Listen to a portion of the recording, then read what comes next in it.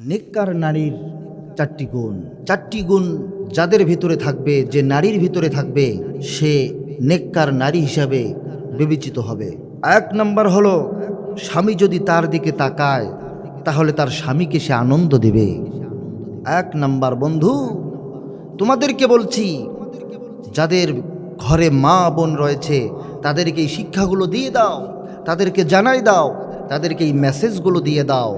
নেককার নারী চেনার জন্য 4টা গুণ লাগবে।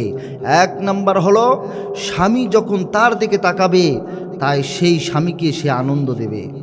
এমনকি সব কাজ শেষ করে যখন স্বামী বাসার মধ্যে আসবে, আসার সঙ্গে সঙ্গে স্ত্রী স্বামীকে দেখে সাজগুজ করে তার সাথে যাবে, তার সামনে যাবে, তাকে আনন্দ দেওয়ার চেষ্টা করবে। এটা হচ্ছে সৎ নারীর গুণাগুণ। দ্বিতীয় নম্বর হলো, স্বামী যদি স্ত্রীকে নিজ প্রয়োজনে ডাক দেয়, যত বড় কঠিন কাজ থাকুক, স্বামীর ডাকে তাকে সাড়া দেয়া লাগবে।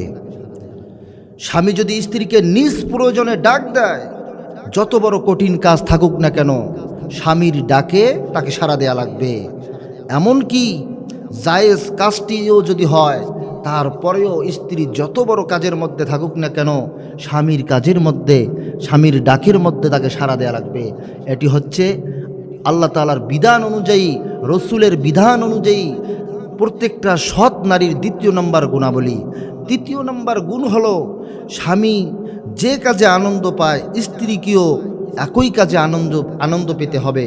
আজকে অনেক স্বামী আছে হাড় ভাঙ্গা পরিশ্রম করে, যখন স্ত্রীর জন্য বাহির থেকে 2-4-5 হাজার টাকা দিয়ে একটা শাড়ি কিনে নিয়ে আসে স্ত্রীর মুখে আনন্দ দেওয়ার জন্য, কপাল পরা নারী, তার কাছে যখন এই শাড়ি নিয়ে আসা হয়, ওই স্ত্রী তার স্বামীর শাড়ি দেখে অপছন্দ করে।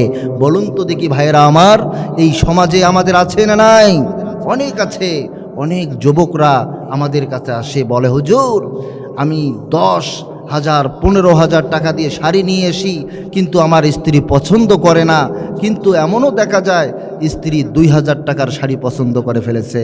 আমি বলবো, ও মা, ও নারী, ও বোন, তোমাদেরকে বলছি, এখান থেকে শিক্ষা নাও।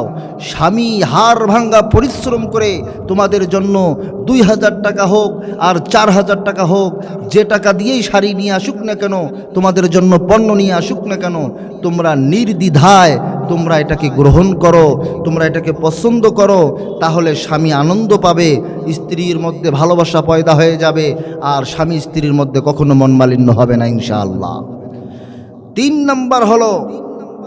4 নম্বর হলো, বাংলাদেশে আমরা যারা স্বামী আছি প্রত্যেকে চায় মা বাবার সাথে থাকার জন্য। কথা বলেন ঠিক কিনা? 90% পুত্রবধূ চায় না শ্বশুর শাশুড়ি একসাথে থাক। কথা বলেন ঠিক কিনা? 90% ঘরে আমরা যদি তালাশ করি, যে ছেলেরা চায় যে মা বাবাকে সঙ্গে নিয়ে খাবে, কিন্তু স্ত্রীরা কখনো এটা গ্রহণ করে না, মা বাবাকে সহ্যই করতে পারে না।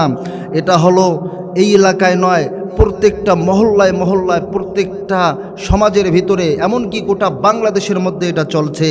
আপনি মাকে বলছি, আপনি মা, ও বোন, আপনাকে বলছি, আপনি নামাজ পড়তে পারেন, আপনি পর্দা করতে পারেন, আপনি রোজা করতে পারেন, আপনি স্বামীর খিদমত করতে পারেন, কিন্তু আপনি শ্বশুর শাশুড়িকে আপনি খিদমত করেন না, আসলে আপনার নামাজ রোজা পর্দা দিয়ে কোনো আমল গ্রহণযোগ্য হবে না, হবে না, হবে না।